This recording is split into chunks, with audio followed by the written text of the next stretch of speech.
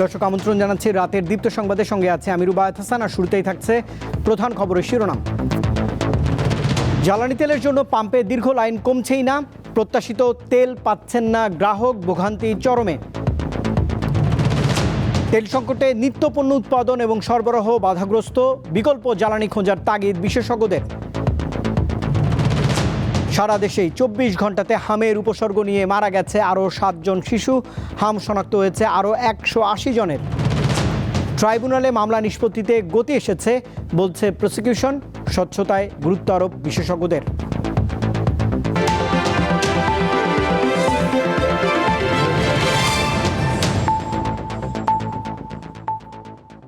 দর্শক, এবারে পুরো আয়োজনে যাচ্ছি। জ্বালানি তেল নিয়ে সৃষ্ট সংকট কিছুতেই শেষ হচ্ছে না। প্রতিদিনই কাকডাকা ভোরে সবাই ছুটছেন ফিলিং স্টেশনে। আজও সোমবারও রাজধানীর পাম্পগুলোতে এর ব্যতিক্রম ছিল না, কিন্তু মিলছে না প্রত্যাশিত তেল। জ্বালানি তেলের জন্য যুদ্ধ কতদিন চলবে, এ প্রশ্ন অনেক চালকের।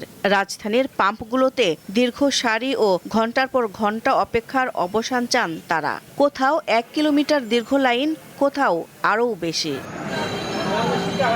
তেল নিতে অনেককেই 6-7 ঘন্টা পর্যন্ত অপেক্ষা করতে হচ্ছে। পাম্প কর্তৃপক্ষের দাবি, ডিপো থেকে সময় মতো তেল না আসার কারণে কিছু সময় সরবরাহ বন্ধ রাখতে হচ্ছে। বেশিরভাগ পাম্পে তেল না পেয়ে ক্ষোভ প্রকাশ করেন গ্রাহকরা। সরকার যদি তেলের দামটা একটু কমিয়ে দেয়, তাহলে সিন্ডিকেটের হাত থেকে আমরা একটু স্বস্তি পাইতে পারি, কারণ সিন্ডিকেটের কবলে আমরা জিম্মি হয়ে গেছি অলরেডি। কিছু কিছু পাম্পে তেল দিচ্ছে, সব পাম্পে যদি দিত এত সিরিয়াল বা এত সময় আমাদের ওয়েট করতে হতো না। সরকারের একটা পদক্ষেপ নেওয়া উচিত, যাতে সবাই সমপরিমাণে তেল পায়, সবাই কেউ ফিরে না যায়। সরকারের পক্ষ থেকে বারবার বলা হচ্ছে জ্বালানি তেলের কোনো সংকট নেই, কিন্তু বাস্তবতার সঙ্গে এ কথার মিল পাচ্ছেন না গ্রাহকরা। পেট্রোল পাম্পের বাস্তবতা সরকারের কথার সাথে পেট্রোল পাম্পের বাস্তবতার সাথে সামান্যতম মিল নাই। মন্ত্রী সাহেবকে অনুরোধ করব যে আপনি আসেন পাম্পে, দেখেন পাম্পগুলোকে ঘুরে দেখেন যে আপনার কি পরিবেশ পাম্পের। আপনি সংসদে দাঁড়ায় এইভাবে কথা না বলে আপনি পাম্পে দাঁড়ায় কথা বলেন, যে আপনার বাস্তব চিত্রটা তুলে ধরেন যে আসলে কি তেলের সংকট আছে কি না। জ্বালানি তেলের সরবরাহ এবং বিক্রি কার্যক্রম সংশ্লিষ্ট মন্ত্রীকে সরেজমিনে ঘুরে দেখার অনুরোধ জানান চালকরা। দিলশা দানি, দীপ্ত সংবাদ, ঢাকা। জ্বালানি তেলের সংকট অব্যাহত আছে দেশের বিভিন্ন জেলাতেও। কোনো কোনো পাম্পে পুলিশ মোতায়েন থাকলেও ট্যাগ অফিসার নেই। খালি বোতল আর বালতিতে তেল নিয়ে যাওয়ার ঘটনাও ঘটছে। রংপুরের বেশিরভাগ পেট্রোল পাম্পে পুলিশ মোতায়েন থাকলেও ট্যাগ অফিসারের দেখা মেলেনি। ফলে খালি বোতল আর বালতিতে করে তেল নিয়ে যাচ্ছেন অনেকেই। অভিযোগ আছে কেউ কেউ সরকারি কর্মকর্তার পরিচয় দিয়ে বরাদ্দের বেশি তেল নিচ্ছেন। 9টার সময় সিরিয়াল দিয়েছি, এই যে এখন বাজে 2টা। তেল নেওয়ার জন্য আজকে সারাদিন চলে গেল। বয়স্ক মানুষ, আমি কথা বলতে পারবো না, চাহিদা কত ছিল আমরা কেমন করে বলবো। আমরা পাইছি 3000, সেই কথা বলেন। ফুয়েল কার্ডের পর এবার ফুয়েল অ্যাপের মাধ্যমে তেল বিক্রি শুরু হয়েছে নওগাঁয়। প্রাথমিকভাবে সদর উপজেলার 11টি পাম্পে এই কার্যক্রম শুরু হয়েছে, তবে ভোগান্তি কমেনি বলে দাবি গ্রাহকদের। ঠাকুরগাঁওয়ে চালু করা ফুয়েল কার্ড ব্যবস্থায় শৃঙ্খলা এলেও কমেনি চালকদের ভোগান্তি। সোমবারও দীর্ঘ লাইনে দাঁড়িয়ে ঘন্টার পর ঘন্টা অপেক্ষা করতে হয়েছে গ্রাহকদের। ফুয়েল কার্ডও করছি, কিন্তু আবার লাইন দেখেন, আবার এখানে দেখেন 1000 লাইন হয়ে আছে। লাভটা কি হলো? আবার দিচ্ছে, এখানে লেখা আছে 5 লিটার, দিচ্ছে আবার 500 টাকার তেল। ভোর 4:30টায় আসছি, লাইনে দাঁড়াইছি। বিড়ম্বনা হচ্ছে যে ফুয়েল দেওয়া শুরু করার কথা 9টায়, শুরু করছে 10:30টায়। চাহিদা অনুযায়ী নারায়ণগঞ্জের 4টি ডিপো থেকে জ্বালানি তেল সরবরাহ হচ্ছে না। মহাসড়কের পাশে অধিকাংশ পাম্পে বোর্ড ঝুলিয়ে রাখা হয়েছে। 2-3টা পাম্প অলরেডি ঘুরে আসছি, গেলেই দেখি নাই। তৈলের সংকট, বাংলাদেশ সরকার বলছেন যে তৈলের কোনো সংকট নেই, কিন্তু আন্তর্জাতিকভাবে শোনা যাচ্ছে যে তৈলের সংকট আছে। জ্বালানি তেল সংকটের প্রভাব পড়েছে পটুয়াখালীর নিত্য পণ্যের বাজারে। পরিবহন ভাড়া বেড়ে যাওয়ায় বেশি দামে পণ্য ক্রয় করতে হচ্ছে বিক্রেতাদের। এতে বাধ্য হয়েই বেশি দামে বিক্রি করতে হচ্ছে। ভোলায় বিসিক শিল্পনগরীর বিভিন্ন খাদ্য পণ্য উৎপাদনকারী প্রতিষ্ঠানে উৎপাদন অব্যাহত থাকলেও তেলের অভাবে পণ্য পরিবহন প্রায় বন্ধ। এই অবস্থা বেশি দিন চললে উৎপাদন বন্ধ হয়ে যাবে বলে আশঙ্কা করছেন সংশ্লিষ্টরা। কামরুন নাহার, দীপ্ত, বার্তা কক্ষ। মধ্যপ্রাচ্য যুদ্ধের সবচেয়ে বড় প্রভাব পড়েছে দেশের জ্বালানি তেলের ওপর। এর ফলে নিত্যপণ্য উৎপাদন, সরবরাহ ও পরিবহন বাধাগ্রস্ত হচ্ছে প্রতিনিয়তই। এ অবস্থায় কয়লা ও সৌরশক্তির ব্যবহার বাড়ানোর কথা বলছেন বিশেষজ্ঞরা। এলএনজি আমদানির ক্ষেত্রেও বিকল্প উৎস খোঁজার তাগিদ দিয়েছেন তারা। মধ্যপ্রাচ্য যুদ্ধে দেশের অর্থনীতি নিয়ে ধারাবাহিক প্রতিবেদনের দ্বিতীয় পর্ব দেখুন আজ। দেশের চলমান জ্বালানি তেল সংকটের মধ্যেই সরকার বারবার বলছে জ্বালানি তেলের কোনো সংকট নেই, অথচ গণমাধ্যমের খবর বলছে অসংখ্য পাম্প বন্ধ, আর যেগুলো খোলা আছে তার সামনে যানবাহনের দীর্ঘ সারি। ঘন্টার পর ঘন্টা অপেক্ষা করেও কেউ কাঙ্ক্ষিত তেল পাচ্ছেন না। পাবলিক চলে গেছে প্যানিক ভেঙে, মানে ওনাদের আতঙ্ক তেলের দাম বেড়ে যেতে পারে, আমি তেল নিয়ে রাখি, কি জানি তেল যদি নাও পাওয়া যায়। যুদ্ধ চলতেছে, এই যে একটা প্রবণতা পাবলিকের মাঝে, এই প্রবণতাটা যতক্ষণ পর্যন্ত পাবলিক নিজের থেকে নিজে দূর না করবেন ততক্ষণ পর্যন্ত এই বর্তমান পরিস্থিতি উত্তরণ কি আমার মনে হয় সম্ভব না। যার যেটুক চাহিদা এই তেলটুকু নেন আপনারা, আপনার 2 মাসও তেলের জন্য চিন্তা করতে হবে না। কিন্তু আমরা তো কথা শুনতেছি না, সরকারও বলতেছে পর্যাপ্ত তেল আছে। এদিকে অর্থনীতিবিদরা বলছেন সুষ্ঠু ব্যবস্থাপনার মাধ্যমে জনসাধারণের দুর্ভোগ অনেকাংশে কমিয়ে আনা সম্ভব। মানুষ হঠাৎ করে জানতে পারে যে আগামী দিন দাম বেড়ে যাবে, তখন মানুষ প্যানিক বাই করে। সুতরাং একটা চিন্তা থাকা উচিত যে না, এরকম শর্টেজ আমাদের না, এবং আমাদের অল্টারনেটিভ আছে। ঢাকাতে সিএনজি গাড়ি চলে, অধিকাংশ বাস সিএনজিতে চলে। ঢাকাতে ইলেকট্রিক্যাল ভেহিকল প্রচুর চলে। সুতরাং দেয়ার আর অল্টারনেটিভ ফর বাংলাদেশ, যেটা অনেক দেশের নাই। এদিকে ইরান, ইসরায়েল, আমেরিকার যুদ্ধ দ্রুততম সময় শেষ হলেও দীর্ঘমেয়াদে এর নানামুখী প্রভাব থেকেই যাবে। সে কারণে মধ্যপ্রাচ্যের বাইরে থেকেও বিকল্প পথে জ্বালানি নিয়ে আসার পরামর্শ বিশেষজ্ঞদের। হরমুজ প্রণালী আসলে না এনে যদি আমি ওই নিচের থেকে আফ্রিকার নিচে কেপ অফ গুড হোপ দিয়ে আনি, তাতে হয়তো $1 $2 বাড়বে দাম, কিন্তু তাও আমাদের এটা ডাইভার্সিফিকেশনটা হবে। হ্যাঁ, সেদিকে আমাদের চিন্তা করতে হবে। আমাদের যেন এলএনজিটা অ্যাটলিস্ট 3 জায়গা থেকে আসে। এছাড়া চালুর অপেক্ষায় থাকা পারমাণবিক বিদ্যুৎ কেন্দ্রের ব্যবহার দ্রুত শুরু করার তাগিদ দিচ্ছেন তারা। বর্তমানে জ্বালানি শুধু একটি পণ্য নয়, এটি পরিবহন, খাদ্য উৎপাদন, শিল্প উৎপাদন, বিমান ভাড়া কিংবা নিত্য প্রয়োজনীয় পণ্যের দামের সঙ্গে গভীরভাবে যুক্ত। আর তাই জ্বালানি তেল কিংবা এলএনজির মতো জ্বালানির বিকল্প আমদানি উৎস কিংবা অভ্যন্তরীণ জ্বালানি উৎসের সর্বোত্তম ব্যবহারে সরকার কতটা দক্ষতার পরিচয় দেয় তার উপরে নির্ভর করছে আগামী দিনের জ্বালানি নিরাপত্তার বিষয়টি। শাহরিয়ার ইমন, দীপ্ত সংবাদ, ঢাকা। সারা দেশে সবশেষ 24 ঘন্টাতে হামের উপসর্গ নিয়ে মারা গেছে 7 শিশু। এ সময় হাম শনাক্ত হয়েছে আরও 180 জনের। দেশের বিভিন্ন জেলায় হামে আক্রান্ত রোগী ক্রমেই বাড়ছে। পরিস্থিতি সামাল দিতে বিভিন্ন মেডিকেল কলেজ হাসপাতালে ডেডিকেটেড ইউনিট চালু করেছে কর্তৃপক্ষ।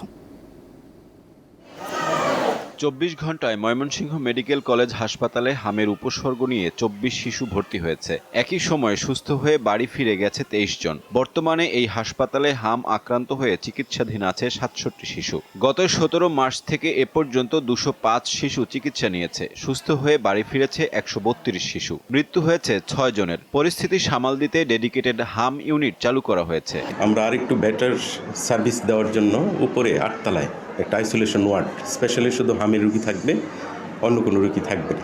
রাজশাহী মেডিকেল কলেজ হাসপাতালে হামের উপসর্গ নিয়ে 24 ঘন্টায় 2 জনের মৃত্যু হয়েছে। একই সময়ে হামের উপসর্গ নিয়ে ভর্তি হয়েছে 20 শিশু। বর্তমানে হাসপাতালে হামে আক্রান্ত হয়ে চিকিৎসাধীন রয়েছে 138 রোগী। আমার বাচ্চার প্রথম 15 দিন ধরে জ্বর ছিল।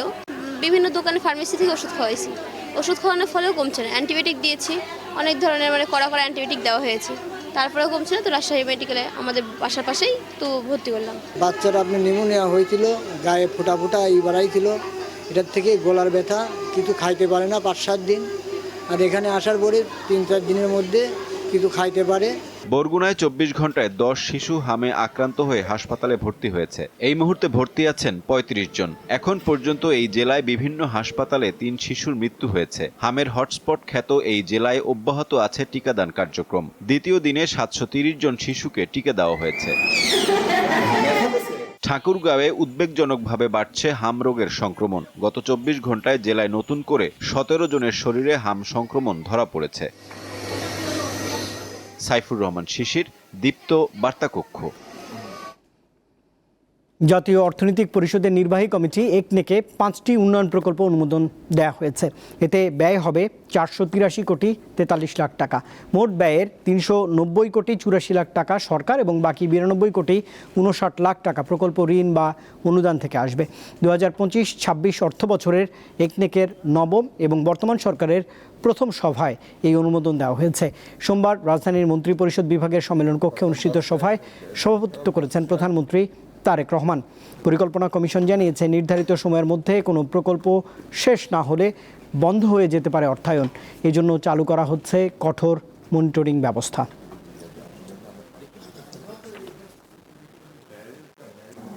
অপ্রয়োজনীয় প্রকল্প দেওয়া হয়েছে, অপ্রয়োজনীয় ব্যয় হয়েছে জনগণের ট্যাক্সের টাকায়। তো এই কারণেই তো ডিলেটা হচ্ছে। আমি তো বললাম 19টা প্রকল্পের মধ্যে মাত্র আমরা 7টা করতে পেরেছি, কারণ এগুলো অনেক সময় নেওয়া হচ্ছে এগুলো পর্যালোচনা করার জন্য। প্রধানমন্ত্রী তারেক রহমানের সঙ্গে সৌজন্য সাক্ষাৎ করেছেন ঢাকায় নিযুক্ত ভারতীয় হাইকমিশনার প্রণয় কুমার ভার্মা। সোমবার সচিবালয়ে প্রধানমন্ত্রীর কার্যালয়ে মন্ত্রিপরিষদ সভাকক্ষে এই বৈঠকটি অনুষ্ঠিত হয়েছে। এ সময় প্রধানমন্ত্রী তারেক রহমানের কাছে ভারতের প্রধানমন্ত্রী নরেন্দ্র মোদীর শুভেচ্ছা বার্তা পৌঁছে দিয়েছেন প্রণয় ভার্মা। প্রধানমন্ত্রীর পররাষ্ট্র বিষয়ক উপদেষ্টা হুমায়ুন কবির জানিয়েছেন, বৈঠকে ভারত থেকে পাইপলাইনের মাধ্যমে ডিজেল আমদানি ছাড়াও দ্বিপক্ষীয় সম্পর্ক এবং পারস্পরিক সহযোগিতা বৃদ্ধির নানা বিষয় নিয়ে আলোচনা হয়েছে।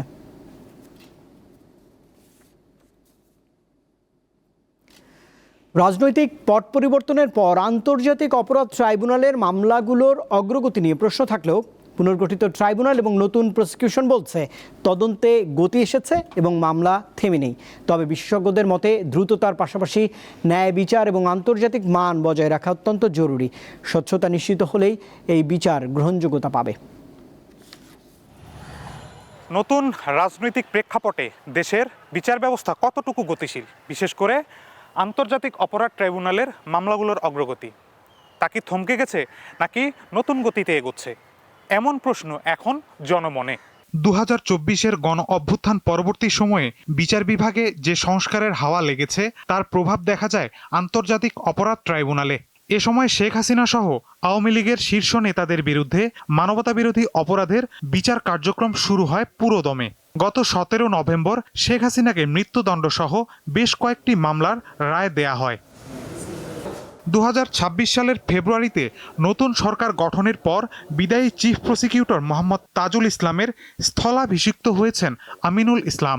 ট্রাইব্যুনালের এই রদবদল বিচার প্রক্রিয়ায় কিছুটা মন্থরতা তৈরি করেছে কিনা তা নিয়ে বিতর্ক রয়েছে। তবে নতুন প্রসিকিউটরের দাবি, বিচার প্রক্রিয়া স্বাভাবিক গতিতেই এগোচ্ছে। আমি আসার পরে আমাদের 2টি ট্রাইব্যুনালের কার্যক্রম আরও এক্সপারেট করার চেষ্টা করেছি, এই কারণে যে আমাদের 24টা ট্রায়াল এখন চলছে। আপনারা দেখবেন যে শুধু ট্রাইব্যুনালে কেসের সাক্ষ্য গ্রহণ কিংবা জাজমেন্ট এটাই কিন্তু আমাদের কার্যক্রম নয়। আমাদের কার্যক্রম কিন্তু আমাদের তদন্তের মধ্যে আমাদের সম্পৃক্ততা আছে। নিঃসন্দেহে আমি এক কথাই বলতে পারি যে আমাদের বিচার কার্যক্রম বরঞ্চ আগের চেয়ে আরও বেগবান হয়েছে। বর্তমানে ট্রাইব্যুনালে বেশ কিছু গুরুত্বপূর্ণ মামলার শুনানি চলছে।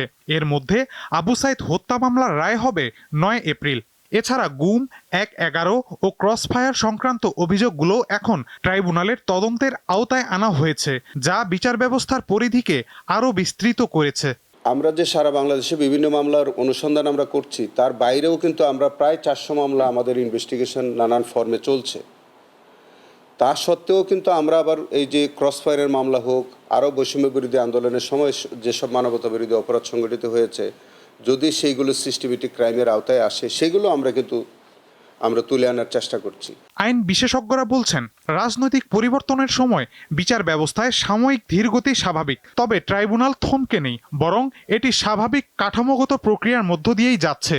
আমরা মনে করি মন্থর দ্রুত, এটাতে কিছু যায় আসে না, ন্যায় বিচারটাই হচ্ছে ইম্পর্টেন্ট। দেখুন, আমরা ব্যারোমিটারে কার গতি বেশি কার গতি কম এটি নিয়ে আলোচনা না করাই উত্তম বলে আমি মনে করি। উনি নতুনভাবে এসছেন, উনি নতুনভাবে সেট করবেন, উনি নতুনভাবে ওনার কর্ম পরিকল্পনা করবেন। উনি সাজিয়ে দ্রুততার সহিত নতুন নতুন যে অপরাধগুলো আমাদেরকে অপমানিত করেছে, অপদস্থ করেছে, রুল অফ লকে কলঙ্কিত করেছে, সেগুলোর থেকে উনি উত্তরণ ঘটাবেন। মাহিদুর রহমান, দীপ্ত সংবাদ, ঢাকা।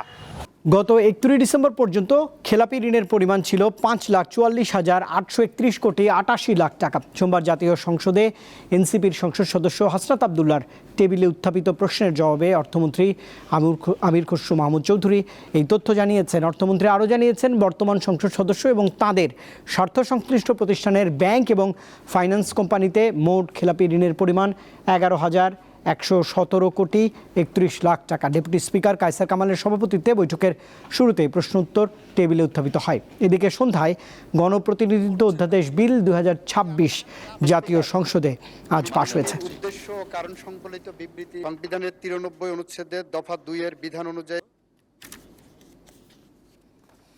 বড় বড় ঋণ খেলাপিদের দেউলিয়া ঘোষণা এবং সম্পদ বাজেয়াপ্ত করার দাবি জানিয়েছেন এনসিবি সদস্য সচিব আক্তার হোসেন। সোমবার সংসদ অধিবেশন শেষে তিনি এমন মন্তব্য করেছেন। বিস্তারিত আলোচনা করার সুযোগটি না পাই, তেমন একটা সীমাবদ্ধ অবস্থার মধ্যে আমাদেরকে ফেলা হয়েছে। দীর্ঘমেয়াদী যদি পরিকল্পনা নিয়ে এই অধ্যাদেশগুলো প্রেজেন্ট করা হতো, তাহলে আরও দীর্ঘমেয়াদী আমরা আলোচনা করতে পারতাম এবং আমরা সংসদ সদস্যরা এই আইনগুলো প্রণয়নের ক্ষেত্রে আমরা আরও ভালো ভূমিকা আমরা পালন করতে পারতাম। যারা ঋণখেলাপি আছে এবং তারা বিদেশে অর্থ পাচার করেছে, দেশ থেকে বিদেশে অর্থ পাচার করেছে, তাদের ব্যাপারে যে ধরনের আইন রয়েছে সে আইনে তাদেরকে দেউলিয়া ঘোষণা করা বা আইনগত সর্বোচ্চ যে শাস্তি আছে সেই শাস্তির ব্যবস্থা যেন গ্রহণ করা হয়, সে ব্যাপারে আমরা সরকারের কাছে আহ্বান জানাই। কোনো শিক্ষা প্রতিষ্ঠানে অসামঞ্জস্যপূর্ণ এবং অতিরিক্ত ফি আদায় করা হলে তা গ্রহণযোগ্য হবে না বলে জানিয়েছেন শিক্ষামন্ত্রী আনম এহসানুল হক। সোমবার ময়মনসিংহ সিটি কর্পোরেশন হল রুমে সাংবাদিকদের সঙ্গে মতবিনিময়ের সময় তিনি আরও বলেছেন, পরীক্ষার খাতা মূল্যায়নে পরিবর্তন আনা হয়েছে। এর আগে ময়মনসিংহে আসন্ন এসএসসি এবং সমমানের পরীক্ষা কেন্দ্র সচিবদের সঙ্গে শিক্ষামন্ত্রীর মতবিনিময় সভায় বাকবিতণ্ডার জেরে অনুষ্ঠান বর্জন করেন সাংবাদিকরা। ভুল বোঝাবুঝি দূর করতে পেরে পরে সাংবাদিকদের সঙ্গে কথা বলেছেন শিক্ষামন্ত্রী।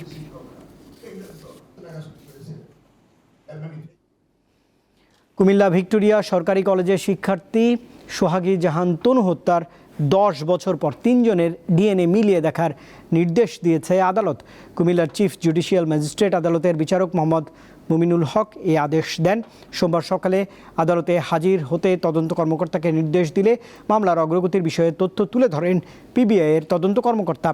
ডিএনএ পরীক্ষার আদেশ করা ব্যক্তিদের নাম পরিচয় প্রকাশ করা হয়নি, তবে 3 জনই সেনাবাহিনীর অবসরপ্রাপ্ত কর্মকর্তা বলে জানা গেছে। 2016 সালের 20 মার্চ সন্ধ্যায় কুমিল্লা সেনানিবাসে টিউশনি করাতে গিয়ে হত্যাকাণ্ডের শিকার হন তনু। 2020 সালের 21 অক্টোবর তনু হত্যা মামলার নথি পিবিআইয়ের কাছে হস্তান্তর করে সিআইডি। ক্যান্টনমেন্টের ভিতরে একটা বিপ্লব ঢুকতে পারে? কে মারলো? মারলো তো আমার একটা প্রশ্ন করেন, কে মারলো? এত ডিজিএফআই, এত এফআই, এত এনএসআই, ওরা গেল কোথায়? পুরো ক্যান্টনমেন্টের যদি ডিজিএফআই, এমপি, এফআইও থাকে তো ওরা যদি না ধরতে পারে, আমি ধরবো? সিপাহী জাহিদ এখনো কোর্টে আনেই নাই। মাননীয় প্রধানমন্ত্রীর কাছে আমি এই বিচারটা চাই, সঠিক বিচারটা যে আমার করে। আমার বিচারটা হয় নাই, আজ 10 বছর আমার বিচারটা করে নাই। গাজীপুরের টঙ্গীর নামাবাজার বস্তিতে আগুনে পুড়ে গেছে 50টি বসতঘর। স্থানীয়রা জানিয়েছেন, সন্ধ্যা 6:45টার দিকে নামাবাজার নিষাদ বস্তির একটি ঘরে আগুন জ্বলতে দেখেন তারা। মুহূর্তের মধ্যেই আগুন আশপাশের 40 থেকে 50টি বস্তি ঘরে ছড়িয়ে পড়ে। খবর পেয়ে টঙ্গী ফায়ার সার্ভিসের 4টি ইউনিট ঘটনাস্থলে পৌঁছে প্রায় 1 ঘন্টা প্রচেষ্টা চালিয়ে রাত 8টার দিকে এই আগুন নিয়ন্ত্রণে আনে। ততক্ষণে অনেকগুলো ঘর পুড়ে ছাই হয়েছে।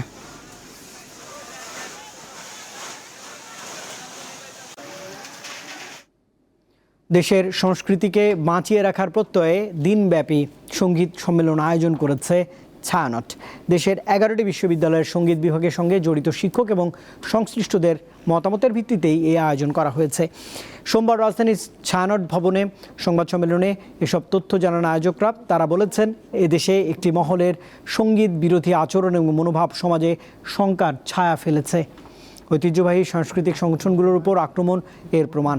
সেই সব অনাচারের বিরুদ্ধে প্রতিবাদ গড়ে তোলার মাধ্যম হবে সংস্কৃতি চর্চা। জীবনের যে একটা অংশ হিসেবে সঙ্গীত, এই বিষয়টাকে আমরা খুব সুন্দরভাবে যেন উপস্থাপন করতে পারি এবং কর্মসংস্থান এই যারা শিক্ষা গ্রহণ করে, একজন মেডিকেল কলেজে পড়ে তার সমাজের তার যে স্বীকৃতি, সেই স্বীকৃতি একজন সঙ্গীত শিক্ষার্থী পাশ করবার পরে পাচ্ছে না। কারো গুরুত্ব কম নয় সমাজে, এই জায়গাটায় মনে হয় আমাদের যেতে হবে। আন্তর্জাতিক প্রসঙ্গ, পাকিস্তানের দেয়া ৪৫ দিনের যুদ্ধবিরতির প্রস্তাব প্রত্যাখ্যান করেছে ইরান। সেই সঙ্গে যুদ্ধের স্থায়ী সমাধান চেয়ে নতুন কিছু কঠোর শর্তও দিয়েছে তেহরান। এদিকে ইরানের বিপ্লবী গার্ড বাহিনীর গোয়েন্দা প্রধান মজিদ খাদিমিকে হত্যা করেছে যুক্তরাষ্ট্র ও ইসরায়েল। ইরানের বিরুদ্ধে যুদ্ধ চালিয়ে যাচ্ছে যুক্তরাষ্ট্র ও ইসরায়েল। সেই যুদ্ধের প্রভাবে পড়ছে গোটা মধ্যপ্রাচ্য। সোমবার ইরানের গুরুত্বপূর্ণ সাউথ পার্স পেট্রো কেমিক্যাল স্থাপনায় হামলা চালায় ইসরায়েল। দেশটির প্রতিরক্ষা মন্ত্রীর দাবি, এটি ইরানের প্রায় ৫০% পেট্রো কেমিক্যাল উৎপাদন করে। ইরানের বিপ্লবী গার্ড বাহিনী IRGCর গোয়েন্দা প্রধান মাজিদ খাদেমিকে হত্যা করা হয়েছে। এছাড়া ইরানের রাজধানী তেহরানে একটি বিশ্ববিদ্যালয়ে হামলা চালানো হয়েছে। এর আগে গতরাতে ইরানের তেহরান প্রদেশে মার্কিন ও ইসরায়েলি হামলায় ৬ শিশু নিহত হয়েছে বলে জানায় ফার্স নিউজ এজেন্সি। জবাবে ইসরায়েল সহ মধ্যপ্রাচ্য জুড়ে ব্যাপক হামলা চালিয়েছে ইরান। ইসরায়েলের জেরুজালেম, তেল আবিব এবং ইলিয়াতে বিকট বিস্ফোরণ শোনা গেছে। এর আগে ইরানের ক্লাস্টার বোমা হামলায় ইসরায়েলের অন্তত ২৮টি স্থাপনায় ক্ষতিগ্রস্ত হয়েছে। এছাড়া হাইফা শহরে ইরানের ক্ষেপণাস্ত্র হামলায় ৪ ইসরায়েলি নিহত হয়েছে। এদিকে ট্রাম্পের হুমকির পর ইরান হুঁশিয়ারি দিয়েছে, যুক্তরাষ্ট্র ও ইসরায়েলের জন্য হুরমুজ প্রণালী আর কখনো আগের অবস্থায় ফিরবে না। এদিকে রোববার রাতভর ৪৫ দিনের একটি অস্থায়ী যুদ্ধবিরতি নিয়ে পাকিস্তানের সেনাপ্রধান দুই পক্ষের সাথে আলোচনা করেছেন। তবে ইরান সেই প্রস্তাব প্রত্যাখ্যান করেছে। ইরান বলছে তেহরান এই যুদ্ধের স্থায়ী সমাধান চায়। সেই জন্য বেশ কিছু শর্ত জুড়ে দিয়েছেন তারা। তার মধ্যে রয়েছে যুক্তরাষ্ট্র ও ইসরায়েলকে অবিলম্বে তাদের শত্রুতা বন্ধ করতে হবে। ইরানের শীর্ষ সামরিক ও বেসামরিক নেতৃত্বের উপর হামলা চালানো যাবে না। তবে চুক্তি না হলে ইরানের সেতু ও বিদ্যুৎ কেন্দ্রে আবারও হামলার হুমকি দিয়েছেন মার্কিন প্রেসিডেন্ট ডোনাল্ড ট্রাম্প। আলোয়ান খান, দীপ্ত বার্তা কক্ষ। এবারে খেলার খবর জানাচ্ছে, এশিয়ান গেমস হকির বাছাই পর্বে উজবেকিস্তানের সঙ্গে ১-১ গোলে ড্র করে পয়েন্ট হারিয়েছে বাংলাদেশ। উজবেকিস্তানকে হারালেই সেমিফাইনালে নিশ্চিত হয়ে যেত বাংলাদেশ দলের। আর সেমিফাইনালে যাওয়া মানে এশিয়ান গেমসেরও টিকিট হাতে পাওয়া। এই ড্রয়ে সব সম্ভাবনা শেষ হয়ে যায়নি এখনও। ৯ দলের বাছাই পর্ব থেকে ৬টি দল যাবে চূড়ান্ত পর্বে। সেই হিসেবে পঞ্চম বা ষষ্ঠ হয়েও চূড়ান্ত পর্বে যাওয়ার সুযোগ রয়েছে বাংলাদেশের। বাছাই পর্বে ৩ ম্যাচে ১টি করে জয়, হার ও জয়, ৪ পয়েন্ট পেয়েছে লাল সবুজেরা। উজবেকিস্তানের পয়েন্টও ৪, গোল ব্যবধানে এগিয়ে থাকায় তারা বি গ্রুপ থেকে সেমিফাইনালে এরই মধ্যে নাম লিখেছে। সাফ অনূর্ধ্ব ২০ চ্যাম্পিয়নশিপের ট্রফি প্রধানমন্ত্রী তারেক রহমানের হাতে তুলে দিতে চান বাংলাদেশের ফুটবলাররা। সোমবার সকালে জাতীয় ক্রীড়া পরিষদের অডিটোরিয়ামে আয়োজিত সংবর্ধনা অনুষ্ঠানে দলের পক্ষ থেকে নিজেদের বিশেষ এই ইচ্ছার কথা জানিয়েছেন অধিনায়ক মিঠু চৌধুরী। সাফের বয়সভিত্তিক টুর্নামেন্টে শিরোপাজয়ী বাংলাদেশ দলের প্রত্যেক খেলোয়াড় এবং সংশ্লিষ্ট কর্মকর্তাদের ১ লাখ টাকা করে আর্থিক পুরস্কার প্রদান করেন যুব ক্রীড়া প্রতিমন্ত্রী আমিনুল হক। পাশাপাশি সকলকেই একটি করে বিশেষ ক্রীড়া কার্ড এবং সম্মাননা ক্রেস্ট প্রদান করা হয়েছে। অনুষ্ঠানে বাফুফের সভাপতি তাবিদ আউয়াল সহ ফেডারেশনের অন্য কর্মকর্তারা উপস্থিত ছিলেন।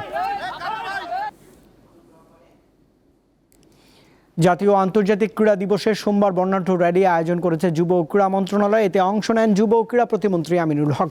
সোমবার সকালে রাজধানী ওসমানী স্মৃতি মিলনায়তনের সামনে থেকে র্যালি শুরু হয়ে গুরুত্বপূর্ণ সড়ক প্রদক্ষিণ করে জাতীয় ক্রীড়া পরিষদে গিয়ে শেষ হয়। বিভিন্ন ক্রীড়া ফেডারেশনের খেলোয়াড় এবং সংগঠকদের স্বতঃস্ফূর্তভাবে অংশগ্রহণ র্যালিটিকে মিলন মেলায় পরিণত করে। ২০১৩ সালে ২৩ আগস্ট জাতিসংঘের সাধারণ পরিষদে ৬ এপ্রিলকে আন্তর্জাতিক ক্রীড়া দিবস হিসেবে ঘোষণা করা হয়। এরপর থেকে নিয়মিত এটি বাংলাদেশ আয়োজন করে আসছে। প্রথমবারের মতো বাংলাদেশে আনা হয়েছে স্পিন বোলিং মেশিন। সোমবার মিরপুরে জাতীয় দলের স্কিল ক্যাম্পে প্রথমবার এই মেশিন দেখা গেছে এবং ব্যবহার করা হয়েছে। দেশে আগে যেসব বোলিং মেশিন ছিল সেগুলো দ্রুতগতির বল কিংবা বাউন্সার খেলার জন্য ব্যবহার করা হতো। দর্শক, এই খবরের সঙ্গে শেষ করছি রাতের দীপ্ত সংবাদ। শেষ করার আগে প্রধান খবরের শিরোনাম থাকছে আরেকবার। জ্বালানি তেলের জন্য পাম্পে দীর্ঘ লাইন কমছেই না। প্রত্যাশিত তেল পাচ্ছেন না গ্রাহক, ভোগান্তি চরমে।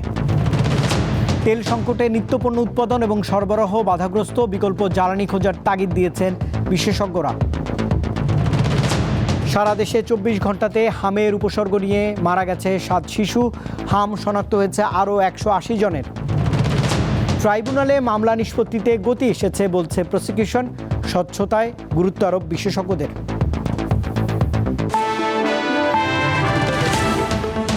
আর দর্শক, এই ছিল এখনকার মতো। এতক্ষণ সঙ্গে থাকবার জন্য ধন্যবাদ সবাইকে। আরও তথ্য বিনোদনের জন্য আপনি যুক্ত থাকতে পারেন দীপ্ত টেলিভিশন ডিজিটাল প্ল্যাটফর্মগুলোতে। শুভরাত্রি।